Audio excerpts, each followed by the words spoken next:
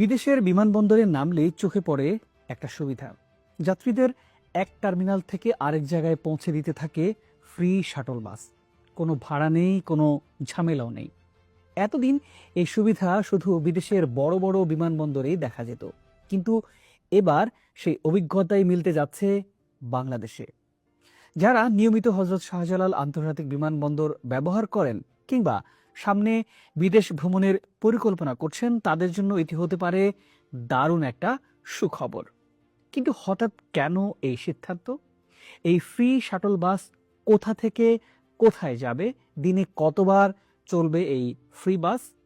কারা সবচাইতে বেশি উপকার পাবেন? আর টার্মিনাল 3 চালুর আগে এটি আরও বড় কি পরিবর্তনের শুরু?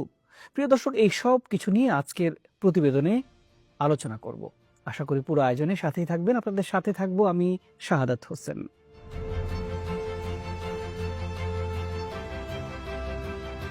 বাংলাদেশের সবচেয়ে ব্যস্ত আন্তর্জাতিক বিমানবন্দর এখন ধীরে ধীরে বদলে যাচ্ছে। শুধু নতুন টার্মিনালই নয়, যাত্রী সেবার প্রত্যেকটা ধাপকে আন্তর্জাতিক মানে নিয়ে যাওয়ার চেষ্টা করছে বেসামরিক বিমান চলাচল কর্তৃপক্ষ বা বেবিচক।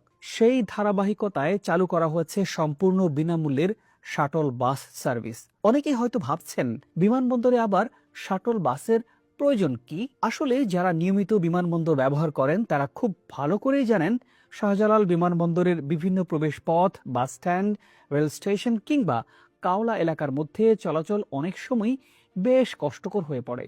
বিশেষ করে বিদেশ থেকে ফিরে ভারী লাগেজ নিয়ে হাঁটা, পরিবারের সদস্যদের নিয়ে চলাফেরা কিংবা প্রবীণদের জন্য এই পথ পাড়ি দেয়া খুব একটা সহজ নয়।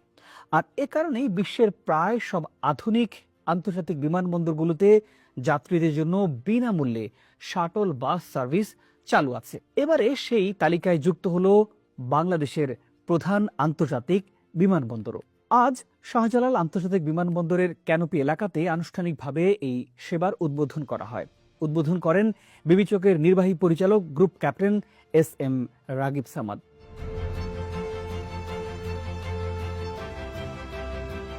প্রিয় দর্শক, এখন আসি সবচাইতে গুরুত্বপূর্ণ প্রশ্নে। এই বাস আসলে কোথায় কোথায় যাবে? বেবিচকের তথ্য অনুযায়ী শাটল বাস 3টি গুরুত্বপূর্ণ রুটে চলাচল করবে। প্রথম রুটটি হলো বিমানবন্দর থেকে বিমানবন্দর বাস স্ট্যান্ড।